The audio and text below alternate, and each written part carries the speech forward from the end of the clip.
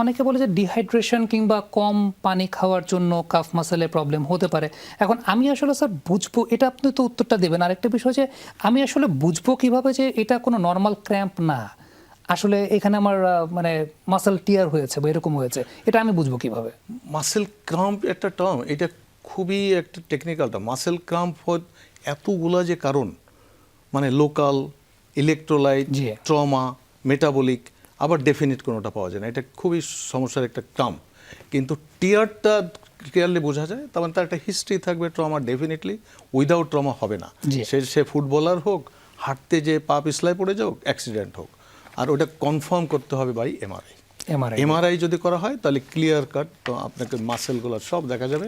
হয়তো দেখা গেল টিয়ার কতটুকু হয়েছে সেটাও বলে দেয়, ওখানে হেমাটোমা আছে কি না, কালেকশন সব বলতে পারে। অতএব এমআরআই করলে স্ট্রেনটা পুরোটা বোঝা যাবে।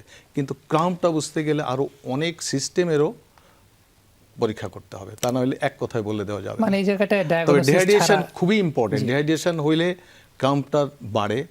যাদের তার ক্রনিক ডিজিজ থাকে, যেমন ডায়াবেটিস, তাদেরও বেশি হয়। এরকম অ্যাসোসিয়েশন আছে, বাট একেবারে পার্টিকুলার একটা কারণ নাই যে এটার জন্যই। জি। ওকে, তার মানে এই জায়গাটা দর্শকরা বুঝতেই পারছেন যেগুলোর অনেকগুলো কারণ আছে। হ্যাঁ, dehydration one of the main reasons, তবে ডায়াগনোসিসটা খুব ইম্পর্টেন্ট। আদিক ভাই, একটা জায়গা সেটা হচ্ছে আধুনিক ফিজিওথেরাপিতে ব্যবহৃত হয়, শক থেরাপি ব্যবহৃত হয়, মানে যেটাকে আমরা বলি শক ওয়েভ বলি বা লেজার থেরাপির কথাও আমরা জানি।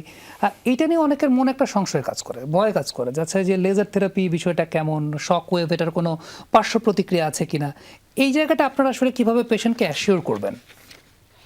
এখন অ্যাডভান্স ফিজিওথেরাপি ম্যানেজমেন্টে যে প্রযুক্তিগুলো এসেছে, আপনার লেজার থেরাপি, শকওয়েভ থেরাপি অথবা পালস ইলেকট্রোম্যাগনেটিক ফিল্ড থেরাপি, এগুলো সবগুলোই কিন্তু আপনার থেরাপিউটিক ইউজের জন্য।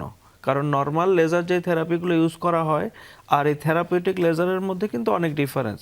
কারণ এগুলো আমরা টিস্যু যেগুলো হিলিং করার জন্য, দেখা গেছে কারো লোকালি পেইন থাকলো অথবা আইদার কারো গ্রেড 1 গ্রেড 2 ইনজুরি থাকে, টিয়ার থাকলো, সেই ক্ষেত্রে ইন্টারনালি কিন্তু ব্লিডিং থাকে, স্যার যেটা নোট করলো হেমাটোমা। সো এই হেমাটোমাটা একটা কনজারভেটিভ পিরিয়ডের পরে, ট্রিটমেন্টের পরে যখন এটা ব্লাড থেকে কমে আসে বাই মেডিকেশন, আইস অথবা রেস্ট, কারণ মেক শিওর করতে হবে যে ওই জায়গাটা যাতে নতুন করে আবার প্রেশার না পড়ে। এখন তার একটা গ্রেড 1 ইনজুরি হলো, সে আবার হেঁটে বেড়াচ্ছে দিব্যি বা 2 এর মধ্যে প্রেশার দিয়ে হাঁটতেছে, তখন সেক্ষেত্রে আমরা তাকে সাজেস্ট করি যে আপনি ফ্ল্যাট ফুটে হাঁটবেন। তাহলে কিন্তু আপনার অন্তত এই 4 দিন বা 7 দিন এটার কনজারভেটিভ ম্যানেজমেন্ট আপনি অনেক দূর এগিয়ে যাবেন। পরবর্তীতে আমরা লোকালি যেই থেরাপিউটিক লেজার ট্রিটমেন্ট আছে বা শকওয়েভ থেরাপি আছে, ওই পেইন্টগুলোকে ডিমিনিশ করে আফটার দ্যাট আমরা তাকে আবার রিকভারি করায় ফেলতে পারি।